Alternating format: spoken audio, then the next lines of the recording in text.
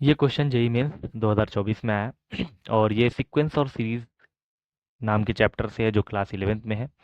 अनुक्रम और श्रेणी के चैप्टर से लिया गया है। तो क्वेश्चन इस प्रकार है कि let a and b are the two distinct positive real number. तो ए और बी दो नंबर्स हैं जो कि पॉजिटिव भी हैं, रियल नंबर्स भी हैं। Let 11th term of an GP whose first term is a and third term is b is equal to pth term of another gp whose fourth term is a and fifth term is b then p is equal to। तो सवाल में दो GP दिया हुआ है। तो question एक बार हिंदी में भी पढ़ लेते हैं कि माना ए और बी दो धनात्मक वास्तविक संख्याएं हैं। माना एक जीपी जिसका पहला पद ए और तीसरा पद बी है का 11वां पद एक अन्य जीपी। तो मतलब मेरे पास दो जीपी है, एक हम लिख लेते हैं यहाँ पे, मेरे पास एक है जीपी नंबर 1, एक यहाँ पे लिख लेते हैं जीपी नंबर 2 है। तो जो पहला जीपी है उसमें क्या रहता है, उसका पहला पद ए है और फिर बीच वाला पद नहीं पता, फिर तीसरा पद बी है। ठीक है, अब उसका 11वां पद निकालना है। ठीक, यहाँ पे हमको निकालना क्या है, A11 निकालना है। ठीक है, अब इस वाले जीपी में आते हैं और इस वाले जीपी के बारे में पता करते हैं। एक अन्य जीपी है जिसका पहला पद ए है। ठीक है, इसका पहला पद ए है और पांचवा पद मतलब 1 2 3 4 और पांचवा पद भी है। ठीक है, तो इसका कह रहा है कि इसका पीवा पद के बराबर है, मतलब इसका पीवा पद मतलब एपी हो जाएगा। तो अब ये दोनों आपस में बराबर है। चलिए पहले हम यहाँ से निकालते हैं। तो बी जो है वो तीसरा पद है, तो A3 की वैल्यू हम बी लिख देते हैं और तीसरा पद होता है ए आर स्क्वायर। तो a r square value b के बराबर होगी, तो आर स्क्वायर की वैल्यू हो गई पी बाई ए। तो यहाँ पे आर की वैल्यू हो जाएगी बी बाई ए की पावर 1/2 के बराबर। ठीक है, ये आर आ गया। और 11वां पद अगर निकालना है तो 11वां पद होता है A11 is equal to a r to the power 10 के बराबर। तो ए तो चलिए ए लिख लेते हैं और आर की वैल्यू लिख लेते हैं बी बाई ए की पावर 1/2 की पावर 10 के बराबर। पावर 10 करेंगे तो ऐसे आ जाएगा, तो ये कट जाएगा और ए हो जाएगा बी बाई ए की पावर 5 आ जाएगा। तो ये हमारा आ गया क्या चीज़, 11वां पद आ गया इस वाले जीपी से। अब एक और जीपी है जाके हम यहाँ देख सकते हैं कि इसका पहला पद ए है और पांचवा पद बी है। तो पांचवा पद अगर बी है तो A5 बराबर बी और पांचवा पद का फॉर्मूला होता है आर की पावर 4 बराबर बी। तो आर की पावर 4 क्या हो जाएगा, बी बाई ए। तो यहाँ से आर निकाल लेते हैं, आर की वैल्यू आ जाएगी बी बाई ए की पावर 1/4। पावर को 1/4 कर देते हैं। अगर हम ये सोचें कि पावर में 1/4 से मल्टीप्लाई कर रहे हैं या पावर 1/4 टोटल कर रहे हैं ये तो आर की वैल्यू आ गई, सारा अनुपात आ गया। अब हम एपी निकालते हैं, पीवा पद। पीवा पद होता है a r to the power n-1, मतलब यहाँ पीवा पद है तो p-1 कर लेते हैं। तो यहाँ पे ए रख देते हैं, आर की जगह पे हमारा हो जाएगा बी बाई ए की पावर 1/4 इंटू p-1, क्योंकि आर की वैल्यू पूरी इतनी है। तो हमारा आंसर क्या आ गया, ए मतलब पीवा पद जो हो गया वो हो गया ए बी बाई ए की पावर p-1/4 के बराबर हो गया। अब हमसे क्वेश्चन में कह रहा था कि 11वां पद और पीवा पद बराबर है। तो अगर A11 is equal to a of p है तो फिर हम इधर से 11वां पद लिख लेते हैं ए बी बाई ए की पावर 5 और इधर से पीवा पद लिख लेते हैं ए बी बाई ए की पावर कितना हो जाएगा, p-1/4। तो अगर हम ए से ए काट दें और बी बाई ए की पावर को अगर कंपैरिजन किया जाए तो ऊपर पावर सेम होना चाहिए क्योंकि बेस दोनों का सेम है। तो p-1/4 इज इक्वल टू 5 हो जाएगा हमारा।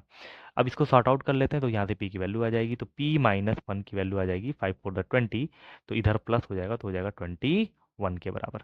तो p की वैल्यू हमसे शायद पूछा था, क्वेश्चन में पढ़ लेते हैं। तो p का मान किसके बराबर है या p इज इक्वल टू पूछा था, तो हमारा आंसर क्या आ गया, 21 हमारा आंसर आ गया। तो क्वेश्चन को एक बार फिर से पढ़ लेते हैं कि हमारे पास दो जीपी दिया हुआ था। ठीक है, इसमें पहला जीपी था जिसको मैं कह रहा था कि पहला पद ए है और तीसरा पद भी है। तो उसके हिसाब से उसमें 11वां पद निकालना था। तो हमने क्या किया, तीसरा पद को बी मान लिया और यहाँ से आर निकाल लिया। जब आर निकल गया तो फिर 11वां पद निकाल लिया, क्योंकि 11 पद की डिमांड किया था। तो 11वां पद आ गया ए आर की पावर 10।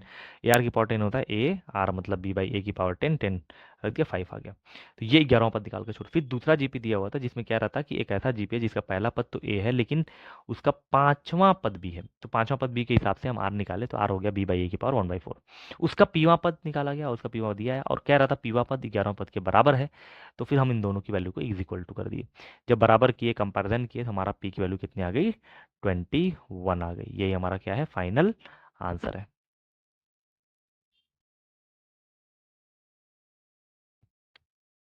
ये क्वेश्चन जेई मेंस 2024 में है और ये एक सीक्वेंस और सीरीज का क्वेश्चन है जो क्लास 11 से लिया गया है।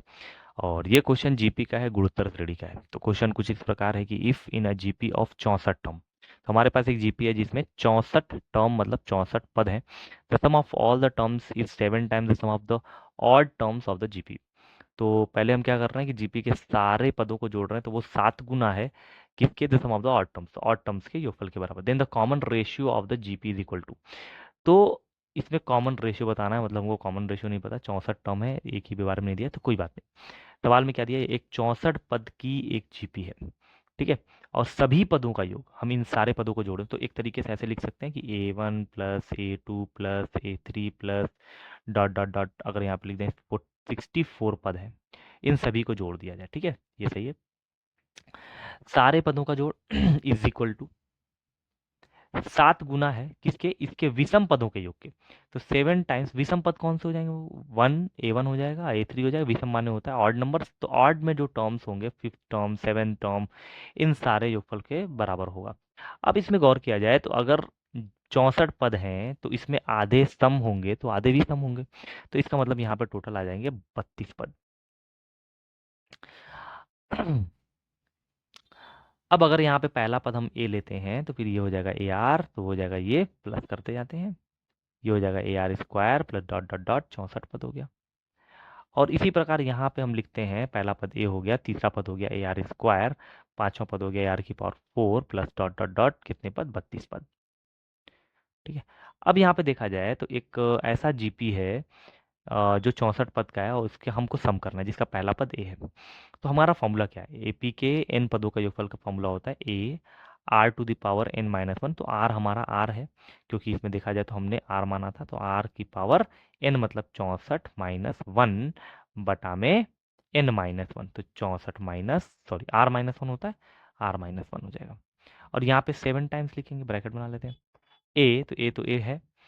और इसका जो आर है, इसमें अगर देखा जाए ये भी एक जीपी बन रहा है जिसका सार्व अनुपात जो है वो आर स्क्वायर है, ठीक है। तो आर स्क्वायर अगर ले लिया जाएगा तो हो जाएगा r square to the power 32, क्योंकि पावर टोटल टर्म 32 है, minus one upon r minus one, r square, sorry r square minus one, क्योंकि यहाँ पे आर नहीं है, आर स्क्वायर है। तो हमारा फॉर्मूला जो एस एन होता है, एस एन का फॉर्मूला किनारे लीजिए, एस एन होता है a r to the power n minus one upon r minus one. अगर ये याद है तो फिर इसके हिसाब से ये समझ में आ जाएगा। अब ए से ये ए कट गया, ठीक है, तो ये हो जाएगा r to the power 64 minus one upon r minus one, okay. तो 7 टाइम्स, ठीक है, इसको लिखते हैं आर टू द पावर, अच्छा 32 का डबल कर देंगे 64, फिर माइनस वन हो जाएगा, तो ये तो सेम टू सेम आ जाएगा, कट जाएगा। नीचे आर माइनस वन और आर प्लस वन कर सकते हैं क्योंकि ये नीचे फॉर्मूला बन रहा था, ये पूरा पार्ट कट जाएगा, आर माइनस वन से आर माइनस वन कट जाएगा। तो आर प्लस वन कितना हो गया, आर प्लस वन की वैल्यू हो गई 7 के बराबर, तो आर की वैल्यू कितनी होगी, 6 के बराबर। तो एक ऐसा ही सवाल जो है हम लोग के एनसीईआरटी में भी क्वेश्चन ऐसा दिया हुआ है कि सभी पदों का योग जो है जो विषम पद हैं उनके योगफल का कुछ गुना दिया हुआ था। तो ये एक सवाल कह सकते हैं कि डायरेक्टली एनसीईआरटी के बुक से उठाया हुआ है। तो क्वेश्चन काफ़ी सिंपल था, जिसमें हमारा एक जीपी दिया हुआ था जिसके 64 टर्म थे, ठीक है, 64 टर्म थे, और कह रहा था कि sum of the all the terms, सारे पदों को जोड़ दिया जाए तो इस 7 times the sum of the odd terms. तो वो 7 गुना था, किसके बराबर था कि ऑड टर्म्स, मतलब उनके जितने भी विषम पद थे उनके सभी पदों को जोड़ने पे उनके 7 गुने के बराबर आ रहा था। तो हम क्या किए कि A1 A2 A3 4 64 पद तक जोड़ दिए, और फिर उसके बाद 7 गुना कर दिए किसको, A1 A3 A5, क्योंकि ये विषम पदों के।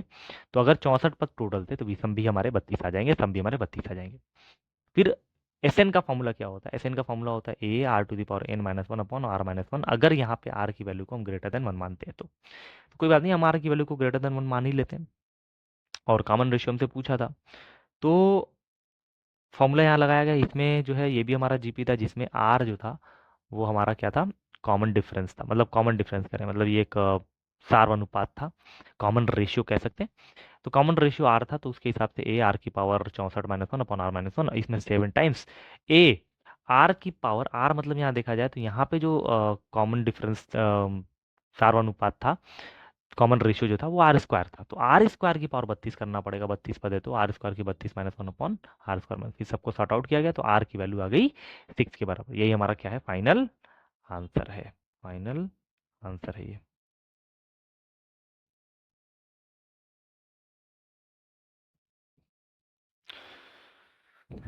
ये क्वेश्चन जेई मेंस 2023 में आया है, और ये एक सीक्वेंस और सीरीज का क्वेश्चन है जो क्लास 11 से लिया गया है, और ये एक गुणोत्तर श्रेणी मतलब जीपी का सवाल है। तो क्वेश्चन कुछ इस प्रकार है कि let the first term a and the common ratio r of GP is positive. अब एक जीपी दिया हुआ है जिसका पहला पद ए है और कॉमन रेशियो जो है वो आर है और दोनों पॉजिटिव है। If the sum of the square of the first three term is 33,033, कह रहा है कि शुरुआत के अगर हम तीन पदों का स्क्वायर करके जोड़ दें तो 33,033 आएगा। Then the sum of this three terms is equal to, तो हम कह रहा है कि हमसे कि इन सारे थ्री टर्म्स को जोड़ने पे कितना आएगा। तो ये एक इसमें कुछ भी नहीं दिया, मतलब ना तो आर ना तो ए, तो थोड़ा सा एक ट्रिकी क्वेश्चन है, तो ट्रिक के हिसाब से लगाते हैं। पहले हम ये समझते हैं जीपी के प्रथम तीन पद क्या हो सकते हैं। तो प्रथम पद मतलब अगर हम ए मान लेते हैं तो अगला पद ए आर और उसका अगला पद ए आर स्क्वायर आ जाएगा। ठीक है, ये तीन पद हमारे मान लेते हैं। और फिर हमसे बोला था कि जीपी का प्रथम पद ए और थर्ड आर है जो कि धनात्मक पूर्णांक है यदि इनके प्रथम तीन पदों के वर्गों का योग 33,033 है। तो वर्गों का योग मतलब इन तीनों का वर्ग करते थे, ए स्क्वायर प्लस ए आर का स्क्वायर प्लस ए आर स्क्वायर का होल स्क्वायर बराबर 33,033 के बराबर। ठीक है, तो इसको कैसे सॉल्व किया जाए फिर। अब ये हो जाएगा ए स्क्वायर, इसको स्क्वायर कर लेते हैं, ए स्क्वायर आर की पावर 2 और ये हो जाएगा ए स्क्वायर आर की पावर 4 इज इक्वल टू 33,033 के बराबर। तो ए स्क्वायर अगर कॉमन ले लेते हैं, स्क्वायर की वैल्यू कॉमन ले लेंगे तो 1 plus r square plus r की पावर 4 इज इक्वल टू 33,033। अब समझना ये पड़ेगा कि अब इसको कैसे सॉल्व किया जाए, क्योंकि आगे एक भी या आगे और भी कोई भी एक इक्वेशन नहीं दिया, मतलब एक यही एक इक्वेशन है, उसके अलावा और कोई इक्वेशन बन नहीं रही है। तो क्या किया जाए कि इसको सॉल्व किया जाए और देखा जाए कि किस तरीके से इसका आंसर निकाल सकते हैं। 33,033 को अगर हम लोग तोड़ते हैं, सबसे पहले हम इनको काट सकते हैं पहले 3 से। अगर हम यहाँ पे 33,033 का काटते हैं, 3 से कट जाएगा, 3 से 3 वन ज़ा 3, 3 वन ज़ा 3, 0 1 1। ठीक है, ये तो कट जाएगा। और 3 के बाद अगर काटते हैं तो फिलहाल 3 से तो नहीं काटा, 7 से काटते हैं, 7 वन ज़ा 7 बचेगा 4, 40 हो जाएगा, 7 5 ज़ा 35, 51 हो जाएगा, 7 7 ज़ा 49, 2 21 73। ठीक है, कट गया। अब इसको काट सकते हैं किससे, 11 से, देखते हैं। अगर हम 11 से काटते हैं तो 11 एकम 11, ठीक है, कट जाएगा, 4 बचेगा 47, 11 तिहाई 43, 4, फिर 11 तिहाई सॉरी 11 4 द 44 आएगा तो 11 थी 33 हो जाएगा। ठीक है, सही है, सही है। 11 में 11 काटेंगे, 4 बचेगा, फिर 11 फोर द मतलब 11 4 द 44 तो 3 बचेगा 33, 11 थ्री द 30, सही है। अब फिर से 11 से काट सकते हैं, 143, 11 से काटेंगे तो 11 एकम 11 जाएगा, फिर 3 बजेगा 33, तो 11 3 33। अब इसको 13 से काट सकते हैं, तो ये एक अच्छा सा कट गया, हमारा आंसर आ गया 1/r² 4 इज इक्वल टू 3 × 7 × 11 का होल स्क्वायर इंटू 13। अब एक चीज़ गौर करने की यहाँ पे, ठीक है, चलिए ठीक है, 3 7 13 ये 3 मल्टीप्लाई में बाकी 11 का स्क्वायर, एक ही एक ऐसी वैल्यू है जो कि स्क्वायर है और यहाँ पे ए भी स्क्वायर में है और दोनों पॉजिटिव दिया था कि ए और आर पॉजिटिव है, तो उसके हिसाब से अगर कंपेयर किया जाए तो ए स्क्वायर की वैल्यू 11 के स्क्वायर के बराबर, मतलब ए की वैल्यू हमारी 11 के बराबर आ जाएगी। तो एक आंसर तो यहाँ पे 11 आ चुका। दूसरा, 1 plus r square plus r की पावर 4 इज इक्वल टू, अगर हम 11 का स्क्वायर हटा दें, 7 3 21, 21 इंटू 13 मल्टीप्लाई कर लें, 3 एकम 3, 3 6, 1 2 2 3 7 2, 273 हमारे पास आ जाएगा, 273 आ जाएगा। ठीक है, हम इसको माइनस कर देते हैं तो आर की power 4 plus r square is equal to 272, फिर इसको इधर ले आते हैं, आर की power 4 plus r square minus 272 is equal to 0। एक बार फिर से इसको काटते हैं, क्योंकि काटने के बाद हमको इसका परिमीकरण करके इसको तोड़ना है। ठीक है, इसको आर स्क्वायर का एक इक्वेशन बना के द्विघात समीकरण बना के तोड़ देंगे। 2 से काटते हैं, 2 वन ज़ा 2, 2 से 6, ठीक है, 2 से कट गया। फिर 2 से काटते हैं, 2 6 ज़ा 12, 2 8 10, ठीक है, 2 से काटते हैं, 2 3 ज़ा 4, ठीक है, 2 3 6, 2 4 8, फिर 2 से काटते हैं 17। ठीक है, यहाँ पे एक समझ में आ गया कि 2 दूनी 4 दूनी 8 16, ये 16 मल्टीप्लाई बाय 17 का मामला है, क्योंकि यहाँ पे 1 लाना है। तो आर की power 4 plus 17 r square minus 16 r square minus 272 बराबर 0। अगर हम यहाँ आर स्क्वायर कॉमन ले लेंगे तो आर स्क्वायर प्लस 17 आ जाएगा, और यहाँ पे माइनस 16 अगर कॉमन ले लेंगे तो आर स्क्वायर प्लस 17 आ ही जाएगा। अब इन दोनों को सॉर्ट आउट करते हैं तो r square plus 17 into r square minus 16 is equal to 0 आ जाएगा। तो आर स्क्वायर की वैल्यू हमारी यहाँ पे -17 आ जाएगी, या तो आर स्क्वायर की वैल्यू यहाँ पे +16 आ जाएगी। देखिए माइनस में आंसर आ नहीं सकता, ये तो एक काल्पनिक संख्या आ जाएगी, क्योंकि आर की वैल्यू अगर निकालेंगे तो माइनस में कर्डी में आ जाएगा, तो जो कि ये आंसर सही नहीं है, ये गलत है। यहाँ से आर निकालनी है, यहाँ पे आर की वैल्यू +-4 आ जाएगी, ठीक है। लेकिन आगे पढ़ते हैं क्वेश्चन में कि लिखा हुआ था कि a and the r common ratio r of a GP positive integer, एक तो इंटीजर भी है, ठीक है, पॉजिटिव भी है। तो यहाँ से आर की वैल्यू हमारी आ गई 4 के बराबर। तो ए हमारा कितना आया था, 11 आया था, और आर कितना आया था, वो 4 आ गया। अब हमसे कह रहा है कि then the sum of the 3 terms, ठीक है, स्टार्टिंग के जो 3 टर्म है, प्लस ए आर स्क्वायर, इसको निकालते हैं। तो चलिए ऐसा करते हैं, ये कॉमन ले लेते हैं, 1 प्लस आर स्क्वायर कर लेंगे, हमारा आंसर आ जाएगा। तो ए की वैल्यू कितनी है, 11 है, और आर की वैल्यू 1 प्लस 4 का स्क्वायर 16। तो 16 4 20 21, 11 गुड़े 21 के बराबर हमारा आंसर आ जाएगा। अब 11 गुड़े 21 क्या होता है, ठीक है, 1 1 ज़ा 1 1 2 ज़ा 2 1 1 ज़ा 1 1 2 ज़ा 2, तो 2 3 1 आ जाएगा, 231 के बराबर आ जाएगा। तो ये एक ट्रिकी क्वेश्चन था, जिसमें हमारा जो है 3 पद दिया हुआ था, तीनों पदों का वर्गों का योग दिया था 33,033। बाकी और भी कोई क्वेश्चन नहीं था, सिर्फ एक ही क्वेश्चन। तो यहाँ पे एक चीज़ ये भी समझ में आ गया कि अगर सिर्फ एक इक्वेशन है तब भी हम इस सवाल को या किसी भी सवाल को हल कर सकते हैं, क्योंकि उसमें अगर कोई ट्रिक लग रही है। तो यहाँ पे ट्रिक क्या लगी कि हम जितना भी वैल्यू आई थी 33,033 को हम लोग पहले तोड़ दिए पूरा उसके, ठीक है। जब उसको हम लोग फैक्टराइज किए तो फैक्टराइज करने पे 3 इंटू 7 इंटू 11 का स्क्वायर इंटू 13 आ गया। तो इसमें एक ऐसी गिनती थी जो स्क्वायर थी, और यहाँ पे भी एक एक गिनती थी जिसका स्क्वायर है, और ए आर सारी की सारी पॉजिटिव नंबर है, तो ए की वैल्यू यहाँ से कंपेयर करने पता चला कि 11 के बराबर आ गया। जब ये 11 हो गया तो बाकी बची हुई गिनती तो ये होगी 1 plus r square plus r की पावर 4, तो फिर उसके लिए 273 के बराबर हो गया। 1 को इधर किया गया, फिर उसके बाद एक क्वाड्रेटिक की तरह बना के इसको सॉल्व किया गया, तो आर की वैल्यू 4 आ गई। आर की वैल्यू 4 आ गई, तो हमसे बोला था कि जो 3 पद थे उनका सब निकालिए। तो ए आर और ए आर स्क्वायर का सब निकाला गया, तो ए को कॉमन ले लिया गया, 1 प्लस आर स्क्वायर, जो कि वैल्यू आ गई 21 के बराबर। तो 11 इंटू 21 कितना होगा, 231। तो यही हमारा क्या था, फाइनल आंसर था।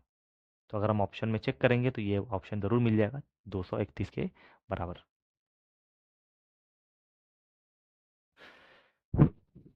ये क्वेश्चन जेई मेंस 2023 में आया, और ये सीक्वेंस और सीरीज के चैप्टर से लिया गया जो क्लास 11th में है। और ये क्वेश्चन एक जीपी का सवाल है, गुणोत्तर श्रेणी का सवाल है। तो सवाल इस प्रकार है कि let A1 A2 A3 are a GP of increasing positive numbers. तो ये एक जीपी है जिसमें हमारा जो है नंबर्स बढ़ रहे हैं, तो इससे आर की वैल्यू तो क्लियर हो गई कि 1 से ही बड़ी होना चाहिए, पॉजिटिव भी होना चाहिए। Let the sum of its 6th and 8th term is 2। अब कह रहा है उसका छठा टर्म और 8वें टर्म का जो योगफल है वो 2 है, और तीसरे टर्म और 5वें टर्म का जो गुणनफल है वो किसके बराबर, 1/9 के बराबर। तो फिर ये वैल्यू भी पूछा है, 6 into A2 plus A4 into A4 plus A6।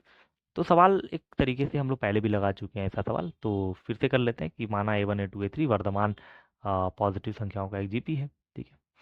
अब माना उसके छठवें और 8वें पद का योग। अब हमसे छठे और 8वें पद का योग कह रहा है। छठा पद होता है A6 और 8वां पद होता है A8, और वो उसकी वैल्यू हो जाएगी 2 के बराबर। A6 की वैल्यू हो गई AR की पावर 5, और A8 की हो गई AR की पावर 7 इज इक्वल टू 2। अगर हम यहाँ पे, चलिए इसको इक्वेशन नंबर 1 बना देते हैं, क्योंकि अभी हमारा कुछ बचा हुआ है। फिर हमसे कह रहा है इसके तीसरे और 5वें पद का गुणनफल। तो तीसरा पद A3 और 5वां पद A5, इनका गुणनफल 1/9 के बराबर है। तो तीसरा पद हो जाएगा AR का स्क्वायर, और 5वां पद हो जाएगा AR की पावर 4 की वैल्यू हो जाएगी कितना, 1/9 के बराबर। तो यहाँ पे आ जाएगा ए स्क्वायर आर की पावर 6 इज इक्वल टू 1/9, तो ए आर क्यूब बराबर हो जाएगा 1/3 के बराबर। तो यहाँ से अगर ए निकाल लिया जाए, ए बराबर हो जाएगा 1/3 आर क्यूब के बराबर। इसको इक्वेशन नंबर 2 बना लेते हैं, और उसको ले समीकरण नंबर 1 में रख देते हैं। कुछ ऐसा ही सिंपल या एकदम इसी तरीके से हम लोग जो है पीछे एक और क्वेश्चन कर चुके हैं। तो यहाँ पे ए की वैल्यू रख दिया जाए 1/3 आर क्यूब, ठीक है। या ऐसा समझते हैं कि ए आर क्यूब की वैल्यू 1/3 है, ऐसा समझ लेते हैं ए आर क्यूब की वैल्यू 1/3 है। तो यहाँ पे ए आर क्यूब निकाल लिया जाए, तो ये हो जाएगा a r cube into r square, और ये हो जाएगा a r cube into r की पावर 4 इज इक्वल टू 2। तो ए आर क्यूब की वैल्यू हो जाएगी 1/3, sorry 1/3 r square plus 1/3 r की पावर 4 इज इक्वल टू 3 से मल्टीप्लाई करते हैं तो आर स्क्वायर प्लस आर की पावर 4 इज इक्वल टू 6 आ जाएगा। तो आर की power 4 plus r square minus 6 is equal to 0। तो 6 लाने के लिए 3 टू द 6 काफ़ी इजी, 3 माइनस 2 कर देंगे तो 3 माइनस 2 कैसे होगा, तो 3 r square minus 2 r square minus 6 is equal to 0। तो आर स्क्वायर अगर हम कॉमन ले लें तो हो जाएगा आर स्क्वायर प्लस 3 और माइनस 2 कॉमन ले लें तो हो जाएगा आर स्क्वायर प्लस 3 बराबर 0। तो आर स्क्वायर प्लस 3 और इधर आ जाएगा r square minus 2 is equal to 0। तो आर स्क्वायर की वैल्यू आ जाएगी यहाँ पे -3 और यहाँ पे आर स्क्वायर की वैल्यू आ जाएगी 2 के बराबर। ये -3 आंसर नहीं हो सकता क्योंकि हम तो बोला था कि पॉजिटिव या बढ़ता हुआ नंबर है तो आर की वैल्यू हमारी नेगेटिव में नहीं आ सकती, ये तो वैसे भी नहीं आएगा। और आर की वैल्यू यहाँ पे आ जाएगी +-√2 के बराबर। अगर बढ़ता हुआ हमको बनाना है तो आर की वैल्यू को सिर्फ और सिर्फ √2 लेना पड़ेगा। तो हमारा आर का आंसर आ गया कितना, √2। हम यहाँ पे ऊपर एक बार लिख लेते हैं कि आर की वैल्यू कितनी आ गई, √2 के बराबर आ गई। ठीक है, अब आर की वैल्यू को उठा के रखते हैं तो ए आएगा। तो ए की वैल्यू कितनी आ जाएगी, यहाँ पे क्वेश्चन नंबर 2 में रख दिया जाएगा 1/3। और जैसे ही आर का क्यूब करेंगे तो √2 का क्यूब तो 2√2, तो 1/6 √2 हमारा आ जाएगा। ठीक है, ये हमारा आ जाएगा ए की वैल्यू। अब हमसे जो सवाल पूछा है उसको निकालते हैं। सवाल पूछा है 6। ठीक है, एक बार नीचे करते हैं, इसको देखते हैं सवाल क्या लिखा था। हमारा क्वेश्चन यहाँ लिखा हुआ है कि 6 times A2 plus A4 into A4 plus A6 की वैल्यू क्या बताइए। तो ओपन करते हैं 6, A2 मतलब हो जाएगा AR, A4 मतलब AR क्यूब, ये कितना आ जाएगा, AR की पावर 3 प्लस AR की पावर 5। ठीक है, कॉमन देख लेते हैं। 6 इसमें से लेंगे तो AR, ओके, और अगर इसमें से कॉमन लेंगे, अच्छा इसमें से AR कॉमन ले लेते हैं, लिख लेते हैं। जब AR तो ये 1 प्लस आर स्क्वायर। ठीक है, और इसमें से AR क्यूब कॉमन ले लेते हैं तो क्या आ जाएगा, 1 प्लस आर स्क्वायर। तो ये तो 1 प्लस आर स्क्वायर का होल स्क्वायर हो गया, तो यहाँ लिख लेते हैं 6A² आर की पावर 4 1 प्लस आर स्क्वायर का होल स्क्वायर। वैल्यू रख देते हैं 6A² A² अगर रखेंगे तो 1 अपॉन A का स्क्वायर मतलब 36 इंटू 2। आर की पावर 4 करने का मतलब यह है √2 की पावर 4 जो कि 4 के बराबर हो जाएगा। 1 प्लस आर स्क्वायर तो 2 हो जाएगा का होल स्क्वायर। तो 6 इंटू, ये काट देते हैं, 4 से काटेंगे तो आएगा 6। ठीक है, सॉरी 6 आएगा, 4 9 36 9 आ जाएगा। और ये हो जाएगा 6 अपॉन 9 दूना 18 इंटू 3 का स्क्वायर, 3 3 9, तो 9 दूना 18 2 आ गया। ये हम काटेंगे तो 3 आ जाएगा। तो क्वेश्चन जो है पिछला एक बार किया जा चुका था इसलिए काफ़ी स्पीड में किया गया सवाल। तो हमारा फाइनल आंसर कितना आ गया, 3 के बराबर। तो सवाल हम पहले भी पढ़ चुके हैं इसलिए इसका रिवीजन करना कोई बहुत ज़रूरी नहीं है। तो हमारा फाइनल आंसर कितना आ गया, 3 के बराबर आ गया।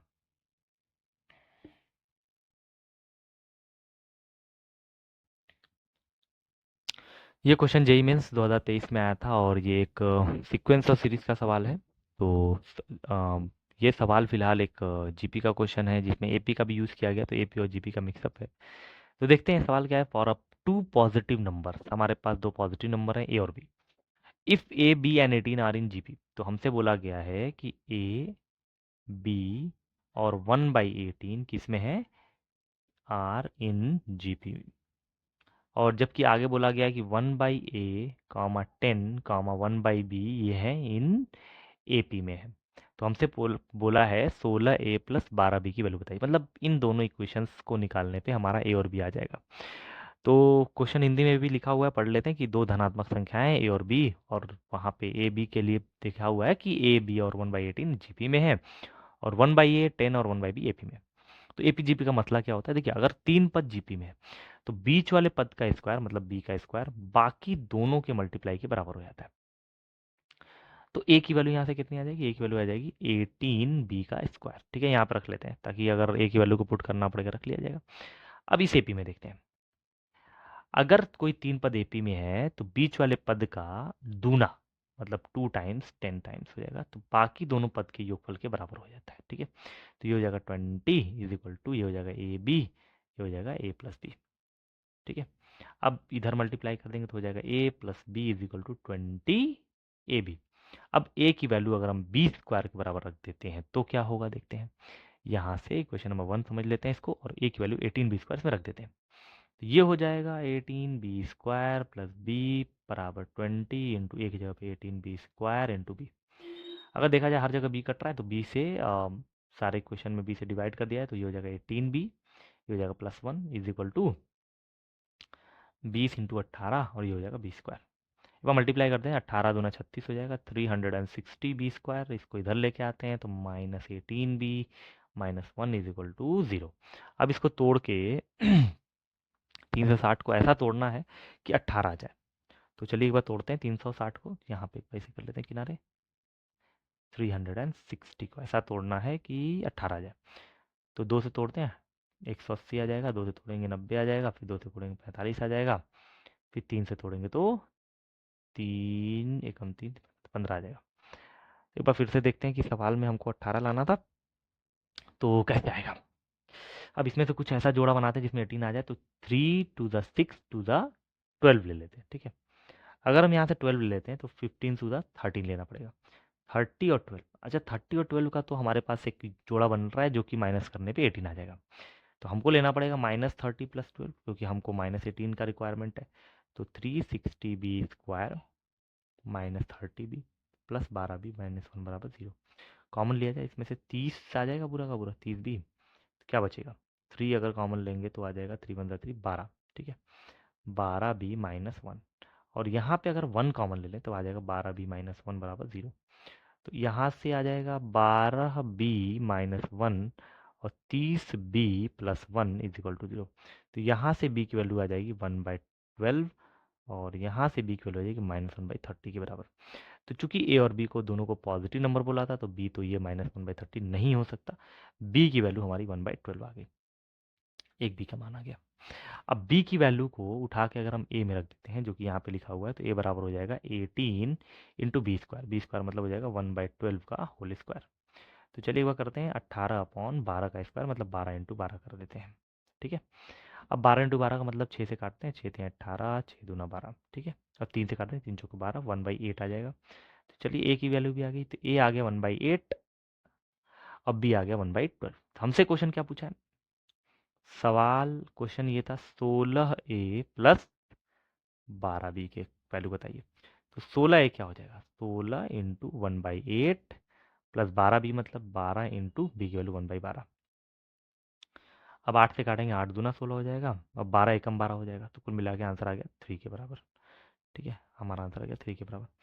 तो क्वेश्चन काफ़ी सिंपल था इसमें, और ऐसा सवाल एनसीईआरटी की बुक्स में भी मिल जाएगा। भले एपी का टॉपिक कट चुका है, लेकिन फिर भी एपी हमारा क्लास 10th में पढ़ाया जाता है, तो इसलिए एपी का इस्तेमाल किया गया। और मेंस में एपी का भी इस्तेमाल किया जाता है, एचपी का भी होता है और जीपी का भी होता है।